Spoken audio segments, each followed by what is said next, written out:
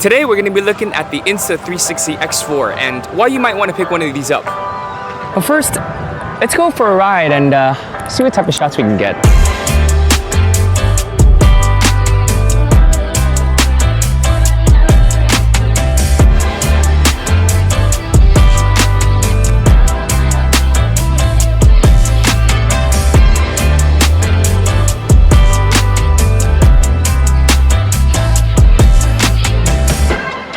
Man, it has been so long since I've done that.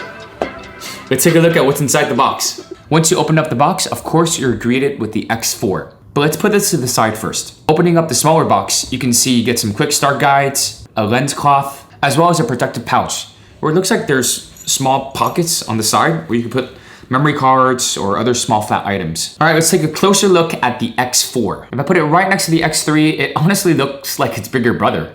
The X4 is just a little bit bigger. You could tell it's taller, it's a little bit more thick. However, the width looks like it's about the same. So if we look at this side, we have the microphone up top, the speakers underneath that, power button, and a quick switch button. It looks like the microphone is actually bigger. If we put it to the other side we also have the other microphone, which again, it's bigger.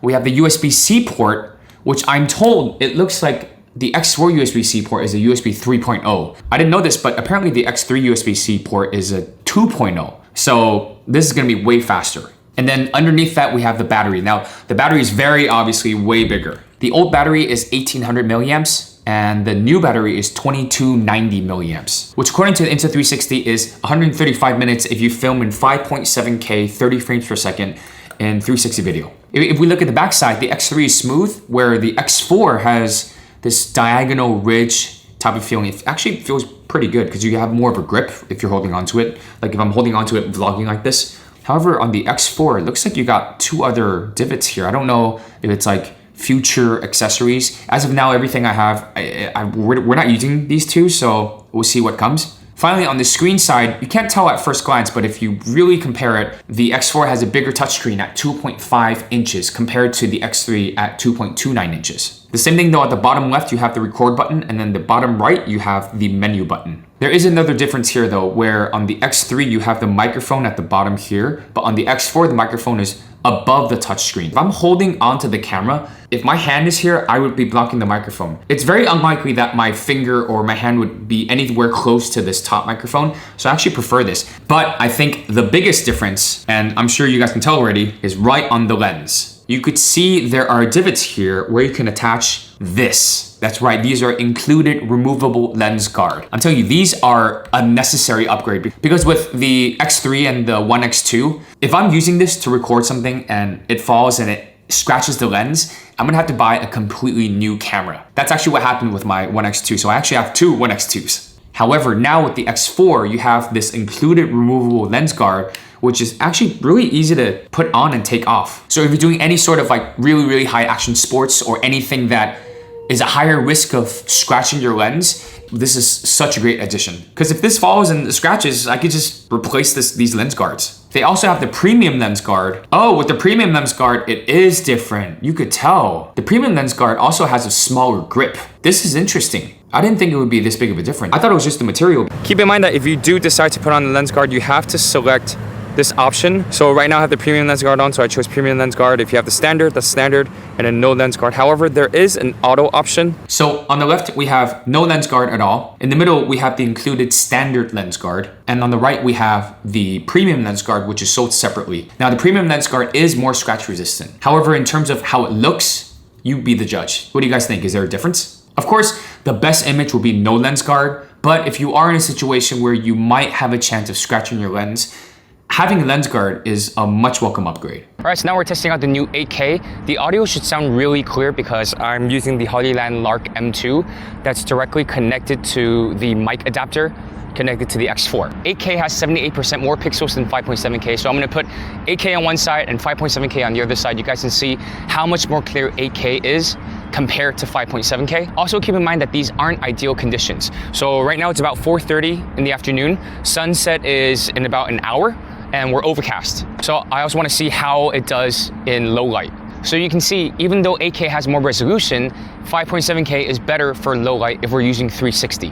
So here's a simple explanation of how 360 works. Basically, as you can see, we have two lenses, one on each end. This end will record 180 degrees of this entire side, like a dome. And the other end will also record 180 degree, then it'll stitch it all together, making it 360. However, we have to be aware, since we're combining these two dome-like videos together, there's gonna be a stitch that's exactly a circle around. So if I put my hand right next to where the stitch line is, you're not gonna be able to see this unless I have a little bit of distance away. I need to be at least, I'd say safely over 2 feet away. If I have this microphone, let's say, hanging off like this, you should be able to see this cable. So as long as you're parallel to the stitch line, you can hide this microphone. That way you can always get crisp audio, no matter how far I put you away. One thing I found super useful that I didn't think I would use as much is the new AI gesture control. So this is a new feature where as long as I do this, it'll start recording. Look at that, isn't that cool? And then to stop recording, same thing. Now if I want to take a picture, I just do this.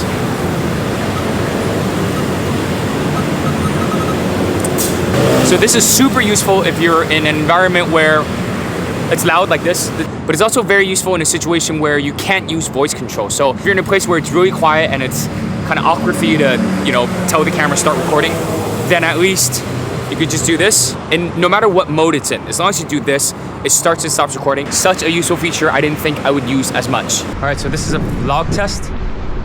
I'm only using the mics directly on the X4. So you guys can hear it's pretty windy right now. I'm using auto wind reduction, and I'm on my electric unicycle right now. I'm just holding the camera with my hand like I'm holding a phone basically. However, it can now go to 4K 60. So how does 4K 60 look? It should look like way more smooth because 2.5 times the frames.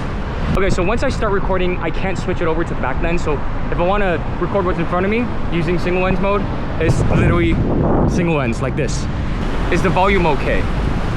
Everything's in auto right now. So I want to see how it looks with some backlight. Oh, not bad. Okay, like this is the sun right here. So it's actually exposing me okay. It doesn't have HDR, I don't think, but it looks very usable from the screen at least. But of course, I prefer 4K 24. Now the sound is active wind reduction.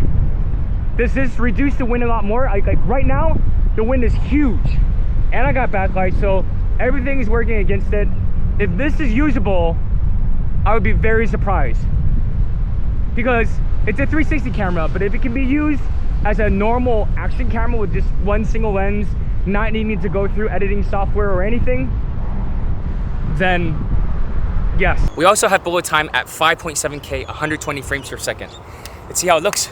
I'm hoping I can get like a pretty cool shot where they fly away. So, wish me luck.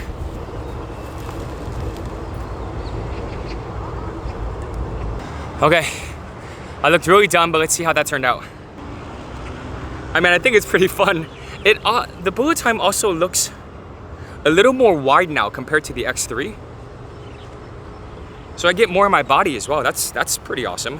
And because this is 360 footage, the stabilization is gonna be amazing, especially since Insta360 has their flow state stabilization. So let's say I'm just like moving around and stuff, right? If I just move this, it's gonna be amazing. Also, there's 360 horizon lock. So if I do this, see this upside down everywhere, it's gonna try to lock me in as much as it can, right? This way, even this way. Even just the fact that I have a stick here that you see, but there's no how, it's magic. I mean, I did explain how 360 works, but getting rid of the selfie stick, honestly, that's something that I've always loved about filming in 360. Some people just can't tell, they don't know what's happening. And with the invisible selfie stick, you could play with modes like Me mode, which can now film up to 4K 30 frames per second, or 2.7K 120 frames per second. Then you could just hop into the app and choose whatever aspect ratio you want. So they have 9:16, 16:9, and even 1:1. And then the one that I film in 2.7K 120, this, when I play back, it's already slow-mo. Right there, that's a slow-mo.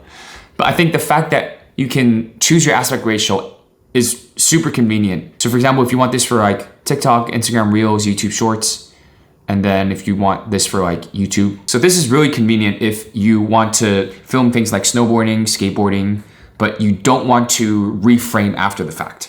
The hardest part about working with 360 is not filming it, but it's actually the editing part. However, Insta360 has been updating their mobile app in order to make the editing process a lot easier. So if we jump into the app, I normally would use Pro mode because I have more control, so I could add some keyframes here, right? This keyframe, let's say, and some other keyframes and stuff, right? If I want to add certain things like motion ND, I could just turn that on. And if you look at the ground, it looks a lot more smooth. So that's cool, right? And different fields of view as well. So we have D-Warp. This is just like the normal straight line field of view. And then we have ultra wide, but the new one is mega view. So we get a lot more in the frame. Look at that. It has motion dent. That looks pretty good. Looks pretty natural. In quick mode, there are a couple of options. So the first one is it'll try to figure out if there's anything that it can auto track. So obviously there's me. So I can click on myself. And then at the bottom here, I could start recording. So it'll just start recording. I could preview it right now. And then let's say I just want this, 8-second clip. I stop and it goes to the bottom left right here. So it's saved. So you can use that, or you can also use your phone and move that around, right? Or you see this joystick down here. I could just use this joystick to also move the framing. Or I can also drag by using my finger on the actual screen itself. And then I could zoom in and out as well with the left here. I could zoom in and zoom out. I can also reframe and zoom in and out at the same time. Stop it. So we have it here at the bottom left. This is what I just used. And after that, let's say I want these clips, right? I can click export straight to phone album. Bam, it's done. So it's here. The videos I just saved are here. This one, and we have this one. So this is perfect because this is not only super fast, but it also is the fastest way to get a reframed video in 360. Honestly, that was my first time using Quick. I think from now on, I might just use Quick because that was really easy. And finally, we have the AI feature. This one I haven't tried yet. This one, Insta360 says that it's perfect for beginners who often don't know where to look in a 360 video due to unlimited framing possibilities. So let's see. Oh, okay, so it's generating. This is pretty cool. Yeah, I've never used this one before. Oh, it just made a completely new video. Let's see. Let's see what it looks like. So it looks like after the AI does its processing, it has categories. So we have compilations, selfie view. That's cool. Oh, good. That's literally exactly shots that I would use by myself. Let's see what they do with compilation. Hold on, I definitely didn't do this. Hey, you know what? This is not bad. This is really not bad. And then there's also a 20-second one. And then for the ones that you want, you just go ahead and select the ones. So let's say, for example, I select these, and then I get export directly. I can export each individual one, or it can create a video. So let's see what it does. Oh, I'll be honest. I will export the reframed video and then I'll put it into my editing software. I've never done it through this. I didn't even know that you could directly edit through here. Oh wow, it's got everything. It's like CapCut. The X4 comes in at $499.99 US or 18,899 Taiwanese dollars. If you're interested, check the link in the description. So who is the X4 for? If you do a lot of action related things like skateboarding, skydiving, snowboarding, jet skiing, this is the perfect action camera because you shoot first and then edit later, which makes it a lot safer in the moment. Another thing I think it's perfect for is as a dash cam. Since it has all 360, it can film in front of you as well as inside the car as well. So if you're like an Uber driver or something, this is perfect. There's also a dash cam mode in here as well. The X4 is also really good for people in real estate if you want to make virtual tours. Since this is an 8K, it gives you a lot more resolution. However, if you do want something that's better in low light, then I would recommend the 1RS 1-inch sensor. This one is a beast. It is bigger, and this isn't technically an action camera, so this isn't waterproof. This isn't really drop proof, whereas this one is waterproof up to 10 meters, and it's very rugged. This is for action sports. If you're a beginner and you want to dip your toes into 360, the X3 is a really good camera at an affordable price. If you want to know more, check out this video.